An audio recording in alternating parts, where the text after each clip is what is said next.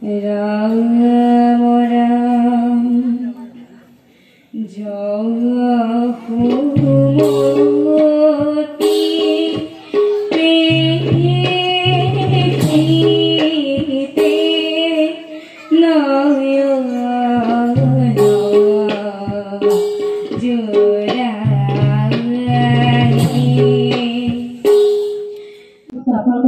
লগতে আজিৰ এই অনুষ্ঠানত উপস্থিত সমূহ ধৰ্মপ্ৰাণ ৰাইজ আজিৰ এই উৎসৱৰ দৌল যাত্ৰাৰ লগতে ৰঙৰ খেল ফাকুৱাৰ আন্তৰিক শুভকামনা যাচিছোঁ। আজিৰ এই অনুষ্ঠানত ধুলাবাৰী তথা বগৰীবাৰী ৰাইজৰ হৈ দৌল উৎসৱ উদযাপন কমিটিয়ে মোক ইয়াত উপস্থিত হোৱাৰ বাবে যি সুযোগ দিলে তাৰ বাবে মই তেখেতসকললৈ আন্তৰিক শ্ৰদ্ধা ধন্যবাদ যাচিছোঁ। আজিৰ এই অনুষ্ঠানত উপস্থিত হৈ মই এনে এটা অনুভৱ মোৰ আহিছে যে মানুহৰ মাজত বিভিন্ন পৰ্যায়ত যি ধৰণৰ বিভ্ৰান্তিৰ সৃষ্টি হয় চিন্তা চৰ্চাৰ ক্ষেত্ৰত তেনে চিন্তাৰ পৰিৱেশ ইয়াত দেখিবলৈ পোৱা নাই।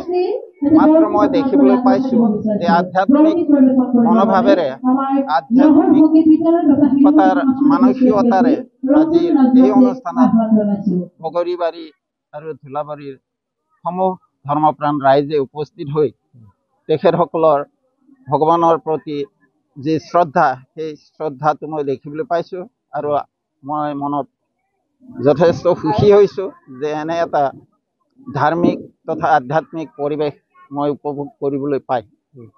লগতে আজিৰ এই অনুষ্ঠানত যিসকল ব্যক্তিয়ে তেখেতসকলৰ পৰিশ্ৰমৰ মাধ্যমেৰে আজিৰ এই দৌল মন্দিৰ স্থাপন কৰিছে তেখেতসকললৈ মই সশ্ৰদ্ধা প্ৰণাম যাচিছোঁ।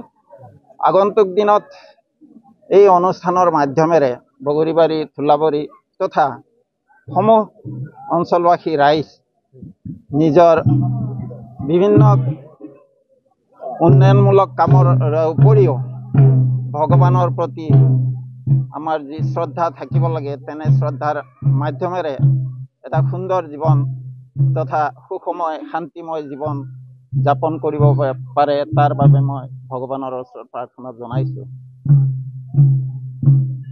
লগতে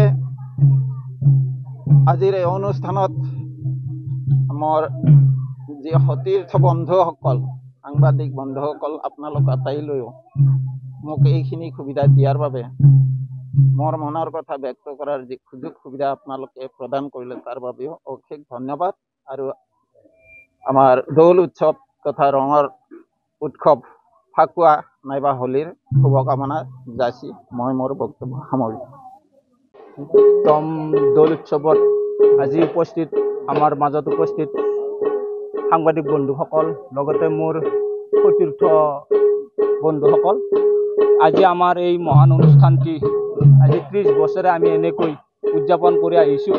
এইবেলেও আমি ঠিক তেনেদৰেই এই মহান অনুষ্ঠানটি আমি সুকলমে পৰিচালনা কৰিবৰ বাবেই আমি সকলোৱে যৎপৰোনাস্তি চেষ্টা কৰি আজি এইখিনি পালোঁ।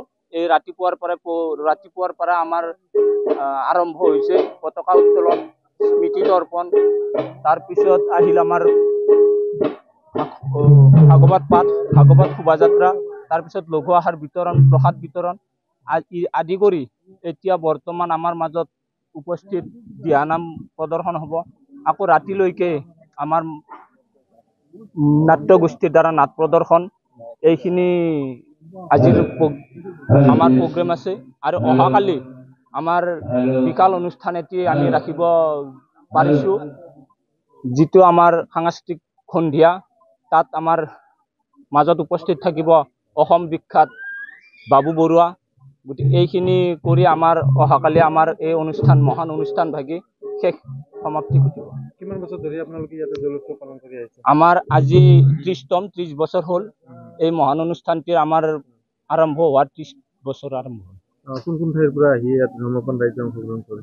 আমাৰ এই চাৰিসীমাৰ পূবফালে গুৰমু আৰ পশ্চিমে আমাৰ নিজ কাউৰবাহা বগুড়িবাড়ি কাৱৈমাৰী এদিকে দক্ষিণে আছে ধুলাবুড়ি সন্দিকৰ আৰ পশ্চিমে আছে থেপাৰগাঁও বেহাপাড়া চেনিমাৰা ইত্যাদি কৰে আমাৰ এই মহান অনুষ্ঠানটিত আগভাগ লৈ সকলোৱে দিহা পৰামৰ্শ তথা সকলোৰে আমাৰ দান বৰঙণিৰে আমি এই অনুষ্ঠানটি জীয়াই ৰাখিছোঁ।